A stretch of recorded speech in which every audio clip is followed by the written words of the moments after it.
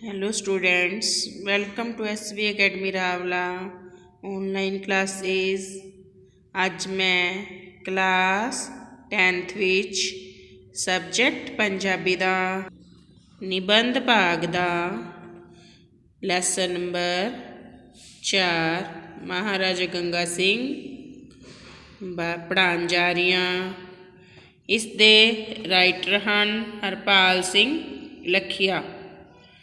इस दे निबंधकार कौन हैं? हरपाल सिंह लखिया। इस पाठ विच महाराजा गंगा सिंह बारे दस्सिया है कि वह बीकानेर रियासत के राजा सन। महाराजा गंगा सिंह कित्थों दे रियासत के राजा सी? बीकानेर दे। ते उन्होंने अपने राज वास्ते बहुत नेकी दे काम किते। ओह उत्थ वास्ते सिंचाई लई नहर भी लियाए ते उन्होंने अपनी प्रजा का ऋण वगैरह भी माफ़ कर दिता, कर्जा वगैरह माफ़ कर दिता। प्रजा की भलाई हर टाइम चाहते सन। जे कोई प्रजा विचों कोई बंदा कर्जा ना दे सकता, पैसे वापस ना दे सकता, तो उसका कर्जा माफ़ कर दिता जाता सी।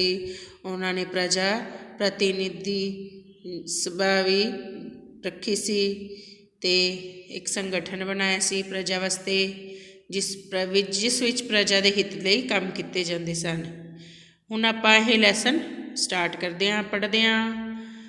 राव बीका जी ने बीकानेर रियासत 1472 ईस्वी विच स्थापित की सी।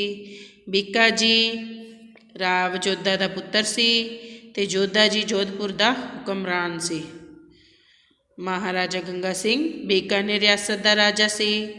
इन्हां दा जन्म 13 अक्तूबर 1880 नूं 13 अक्तूबर 1880 नूं लाल सिंह दे घर माता चंद्रावती कुखों होया सी। जन्नी जने त भगत जन के दाता के सूर, नहीं तो जन्नी बांझ रहे काहे गवावे नूर। इसलिए कहते हैं उन्हां लई की क्या गया कि जेकर माँ बेटे नूं जन्म देवे तो वधिया होवे, नहीं तो माँ बांझ ही रह जे।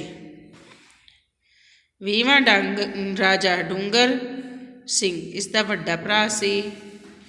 डूंगर सिंह की मौत 19 अगस्त 1887 नूं होई। महाराजा गंगा सिंह 31 अगस्त 1887 नूं राज गद्दी ते बैठा। इस समय उन्होंने उम्र 7 साल तो भी घट सी। किहदी? महाराजा गंगा सिंह दी। गंगा सिंह नूं गद्दी ते बैठिया जमीना ही होया सी कि उन्होंने पिता की मौत हो गई।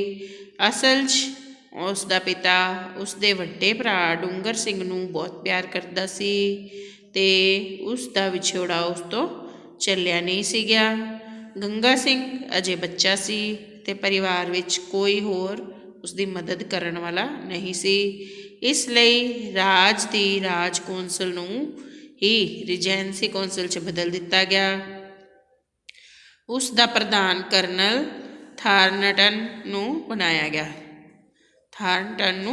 गया। उस वेले राज की 1 साल की आमदन लगभग 16 लाख सी। इस कौंसल ने राज का काम चलाया ते गंगा सिंह की सिक्ख्या का भी वधिया प्रबंध किया। बालग हो के जदों गंगा सिंह ने रियासत का काम आप संभालिया तो उदों रियासत की आमदन लगभग 20 लाख हो गई सी। 16 दिसंबर 1898 नूं राजपुताने के agent governor general sir Arthur Martindale ने बीकानेर आके अंग्रेज सरकार वालों महाराजे नूं सारे अधिकार सौंप दिते। उस दिन महाराज ने अपने सरदारां ते अधिकारियों का दरबार बुलाया तो अपने पहले भाषण विच ही अपनी राज करन दी नीति बड़े भावपूर्ण शब्दों च दर्शाई कि उसनूं पता है कि रिजेंसी कौंसल के 2 धड़े हैं। धड़ेबंदी राज वास्ते चंगी नहीं। उसकी नाबालगी के समय भावें कुछ भी हुंदा रहा, पर हुण धड़ेबंदी नहीं होनी चाहिए। उस लई सारे बराबर हैं। ओह रिश्वतखोरी ते चमचागिरी दे सख्त विरुद्ध है। जिस किसी नूं भी कोई शिकायत या काम होवे ਉਹ ਸਿੱਧਾ ਉਸਨੂੰ ਆਖੇ, ਕਿਸੇ ਵਿਚੋਲੇ ਦੀ ਲੋੜ ਨਹੀਂ। ਉਸ ਪਿੱਛੋਂ ਉਸਨੇ ਰੀਜੈਂਸੀ ਕੌਂਸਲ ਨੂੰ ਫਿਰ ਰਾਜ ਕੌਂਸਲ 'ਚ ਬਦਲ ਦਿੱਤਾ। ਮਹਾਰਾਜਾ ਗੰਗਾ ਸਿੰਘ ਭਗਤ ਸੀ। ਉਹ ਰੱਬ ਤੋਂ ਡਰਨ ਵਾਲਾ ਅਤੇ ਸਨਾਤਨ ਧਰਮ ਨੂੰ ਮੰਨਣ ਵਾਲਾ ਸੀ। ਦੂਜੇ ਧਰਮਾਂ ਵਾਸਤੇ ਉਹਦੇ ਮਨ ਵਿੱਚ ਈਰਖਾ ਜਾਂ ਦਵੈਤ ਨਹੀਂ ਸੀ। ਉਹ ਸਾਰੇ ਧਰਮਾਂ ਦਾ ਆਦਰ ਕਰਦਾ ਸੀ। ਉਹ ਜਦੋਂ ਉਸਨੇ ਗੰਗ ਨਹਿਰ ਲਿਆਂਦੀ ਸੀ ਤਾਂ ਉਸਦੇ ਪਾਣੀ ਨਾਲ ਸਿੰਜੀ ਜਾਣ ਵਾਲੀ ਬਹੁਤੀ ਧਰਤੀ ਪੰਜਾਬ ਦੇ ਸਿੱਖ ਕਾਸ਼ਤਕਾਰਾਂ ਨੂੰ ਅਲਾਟ ਕੀਤੀ ਸੀ। ਸਿੱਖ ਕਾਸ਼ਤਕਾਰਾਂ ਨੂੰ ਅਲਾਟ ਕੀਤੇ ਹਰ ਚੱਕ ਵਿੱਚ 5 ਬਿਘੇ ਜ਼ਮੀਨ ਲਗਭਗ 1.25 ਹੈਕਟਰ ਹੁੰਦਾ, ਜੋ 5 ਬਿਘੇ ਜ਼ਮੀਨ ਉਸਨੇ ਗੁਰਦੁਆਰੇ ਵਾਸਤੇ ਮੁਫਤ ਦਿੱਤੀ ਸੀ। ਉਸ ਦੇ ਲਗਭਗ 50 ਸਾਲਾਂ ਸ਼ਾਸਨ ਵਿੱਚ ਰਿਆਸਤ ਵਿੱਚ ਇੱਕ ਵੀ ਧਾਰਮਿਕ ਜਾਂ ਜਾਤੀ ਦੰਗਾ ਨਹੀਂ ਹੋਇਆ। ਸੱਤਾ ਸੰਭਾਲਦਿਆਂ ਹੀ ਉਸਨੇ ਆਪਣੀ ਭਾਵੀ ਨੀਤੀ ਸਪਸ਼ਟ ਕਰ ਦਿੱਤੀ ਸੀ। ਉਹ ਪ੍ਰਜਾ ਵਾਸਤੇ ਸ਼ਾਂਤੀ ਤੇ ਇਨਸਾਫ ਚਾਹੁੰਦਾ ਸੀ। ਉਹ ਦਾਤਾ ਸੀ। ਸੱਤਾ ਸੰਭਾਲਦੇ ਉਸਨੂੰ ਬਹੁਤਾ ਸਮਾਂ ਨਹੀਂ ਸੀ ਹੋਇਆ ਕਿ ਰਿਆਸਤ ਵਿੱਚ ਕਾਲ ਪੈ ਗਿਆ ਤੇ ਹੈਜ਼ਾ ਰੋਗ ਫੈਲ ਗਿਆ। ਪ੍ਰਜਾ ਅੰਨ ਪਾਣੀ ਤੇ ਦਵਾ ਦਾਰੂ ਵੱਲੋਂ ਬੜੀ ਔਖੀ ਹੋ ਗਈ। ਉਸ ਵੇਲੇ ਉਸਨੇ ਆਪਣੀ ਪ੍ਰਜਾ ਵਾਸਤੇ ਨਾ ਦਿਨ ਦੇਖਿਆ ਨਾ ਰਾਤ, ਆਪਣੀ ਜ਼ਿੰਦਗੀ ਤੇ ਆਰਾਮ ਦੀ ਵੀ ਪਰਵਾਹ ਨਹੀਂ ਕੀਤੀ। ਹਰ ਥਾਂ ਉਸਨੇ ਦਵਾ ਦਾਰੂ ਤੇ ਅੰਨ ਪਾਣੀ ਪਹੁੰਚਾਇਆ ਅਤੇ ਆਪ ਵੀ ਪੁੱਜਣ ਦੀ ਕੋਸ਼ਿਸ਼ ਕੀਤੀ। ਉਸਦੀ ਪ੍ਰਜਾ ਨੇ ਤਾਂ ਉਸਦੀ ਸਿਫਤ ਕਰਨੀ ਹੀ ਸੀ।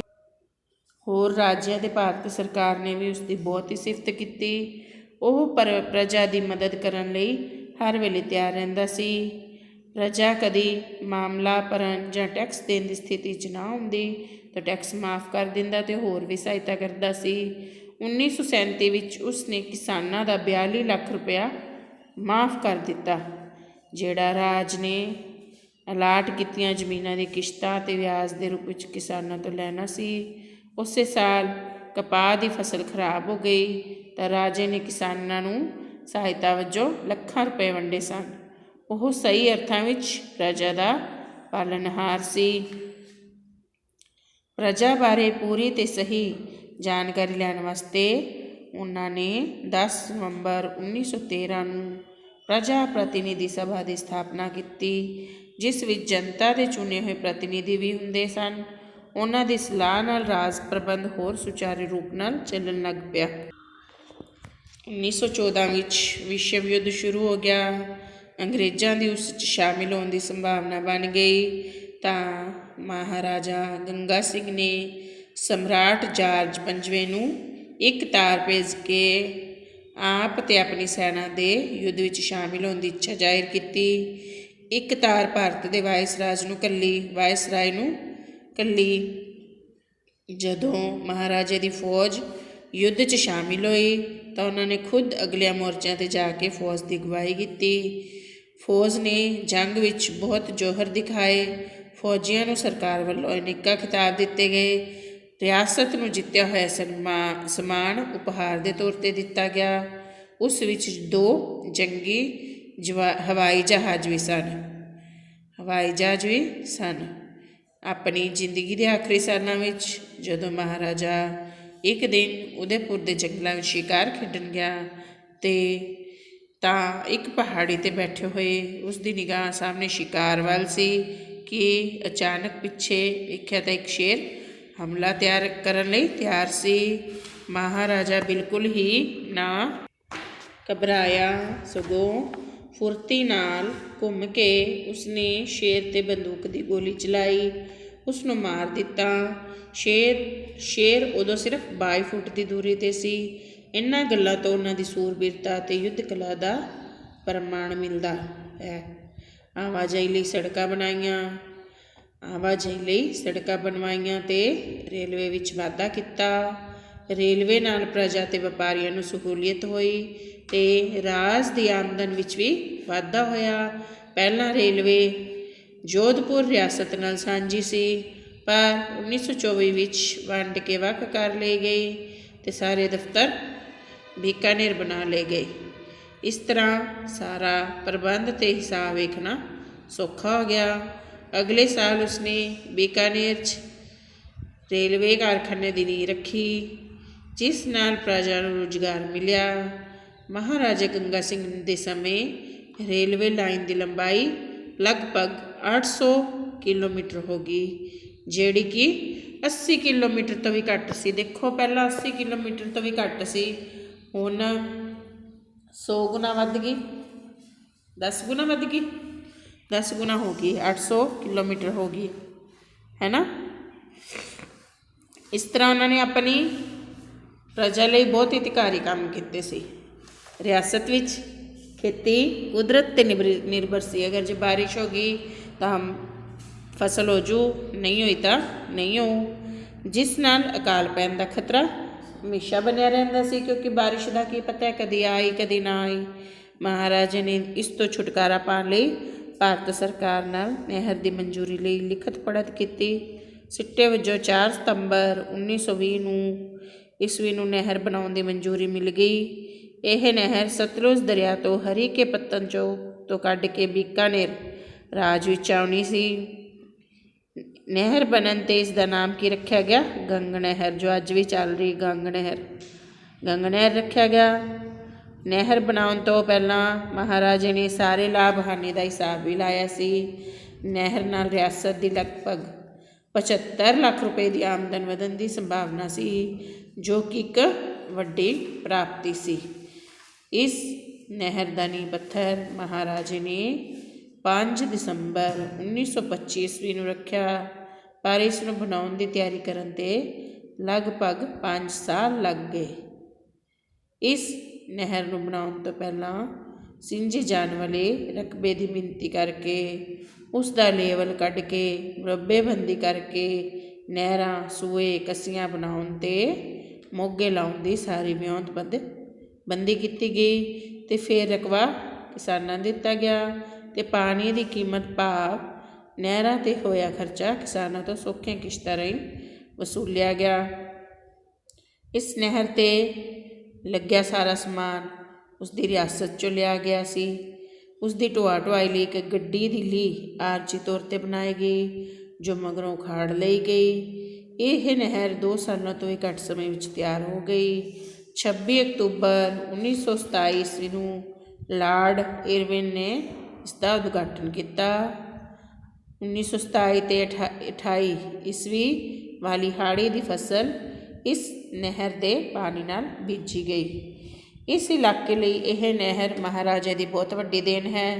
ਇਸ ਨਾਲ ਇਲਾਕੇ ਵਿੱਚ ਇੰਨਾ ਅਨਾਜ ਪੈਦਾ ਹੋਣ ਲੱਗਿਆ ਕਿ ਰਿਆਸਤ ਵਿੱਚ ਕਦੇ ਵੀ ਅਕਾਲ ਦੀ ਸਥਿਤੀ ਨਹੀਂ ਬਣੀ। ਮਹਾਰਾਜਾ ਇੱਕ ਯੋਗ ਅਤੇ ਸਿਆਣਾ ਰਾਜਨੀਤੀਵਾਨ ਸੀ। ਉਸ ਨੂੰ ਅੰਗਰੇਜ਼ੀ ਅਤੇ ਹਿੰਦੀ ਬੋਲਣ ਦਾ ਚੰਗਾ ਅਭਿਆਸ ਸੀ। ਉਸ ਦੇ ਬੋਲ ਸਰੋਤਿਆਂ 'ਤੇ ਚੰਗਾ ਪ੍ਰਭਾਵ ਪਾਉਂਦੇ ਸਨ। ਸੱਤਾ ਸੰਭਾਲਣ ਸਮੇਂ 18 ਸਾਲਾਂ ਦੀ ਉਮਰ ਵਿੱਚ ਉਹਨਾਂ ਨੇ ਸਰਦਾਰਾਂ ਅਤੇ ਕਰਮਚਾਰੀਆਂ ਨੂੰ ਪ੍ਰਭਾਵਸ਼ਾਲੀ ਤਕਰੀਰ ਨਾਲ ਸੰਬੋਧਨ ਕੀਤਾ। ਜਦੋਂ ਉਸਨੇ ਆਪਣੇ ਲੜਕਿਆਂ ਨੂੰ ਰਾਜ ਕਰਨ ਬਾਬਤ ਸਮਝਾਇਆ ਤਾਂ ਉਸਨੇ ਕਮਾਲ ਦੀਆਂ ਸਮਝਾਉਣੀਆਂ ਦਿੱਤੀਆਂ ਸਨ। ਉਸਨੇ ਇਸ ਤਰ੍ਹਾਂ ਸ਼ੁਰੂ ਕੀਤਾ ਸੀ, ਜੇ ਮੈਨੂੰ ਆਪਣਾ ਉਪਦੇਸ਼ ਇੱਕਾ ਵਾਕ ਵਿੱਚ ਆਖਣਾ ਪਵੇ ਤਾਂ ਮੈਂ ਤੁਹਾਨੂੰ ਜਾਂ ਹੋਰ ਕਿਸੇ ਵੀ ਆਦਮੀ ਨੂੰ ਜਿਸ ਨੇ ਹੁਕਮਰਾਨ ਬਣਨਾ ਹੋਵੇ ਆਖਾਂਗਾ, ਹੁਕਮਰਾਨ ਪਰਮਾਤਮਾ ਰਾਜ ਪ੍ਰਜਾ ਅਤੇ ਆਪਣੇ ਪ੍ਰਤੀ ਸਦਾ ਸੱਚਾ ਰਹੇ।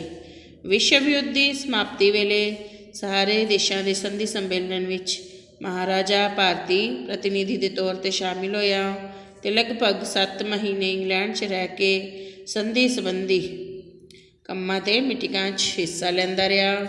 ਜਦੋਂ ਉਹ ਭਾਰਤ ਵਾਪਸ ਆਉਣ ਲੱਗਿਆ ਤਾਂ ਪ੍ਰਧਾਨ ਮੰਤਰੀ ਰਾਈਟ ਆਨਰੇਬਲ ਡੀ ਲਾਇਡ ਜਾਰਜ ਨੇ ਉਹਨਾਂ ਨੂੰ ਲਿਖਿਆ ਸੀ, ਆਪ ਨੇ ਭਾਰਤ ਸਾਮਰਾਜ ਦੇ ਹਿੱਤਾਂ ਦਾ ਪੂਰਾ ਧਿਆਨ ਰੱਖਿਆ ਹੈ। ਤੁਸੀਂ ਇਹ ਜਾਣ ਕੇ ਸੰਤੋਸ਼ ਨਾਲ ਵਿਦਾ ਹੋ ਸਕਦੇ ਹੋ ਕਿ ਤੁਹਾਡੇ ਨਾਲ ਕੰਮ ਕਰਨ ਵਾਲਿਆਂ ਨੇ ਤੁਹਾਡੇ ਕੰਮਾਂ ਦੀ ਬਹੁਤ ਪ੍ਰਸ਼ੰਸਾ ਕੀਤੀ ਹੈ। ਇਸ ਪਿੱਛੋਂ ਭਾਰਤ 'ਚ ਅੰਗਰੇਜ਼ਾਂ ਦੇ ਵਿਰੁੱਧ ਅਸਹਿਯੋਗ ਅੰਦੋਲਨ ਸ਼ੁਰੂ ਹੋਇਆ ਅਤੇ ਕਾਂਗਰਸ ਨੇ ਸੰਪੂਰਨ ਸਵਰਾਜ ਦਾ ਮਤਾ ਪਾਸ ਕੀਤਾ।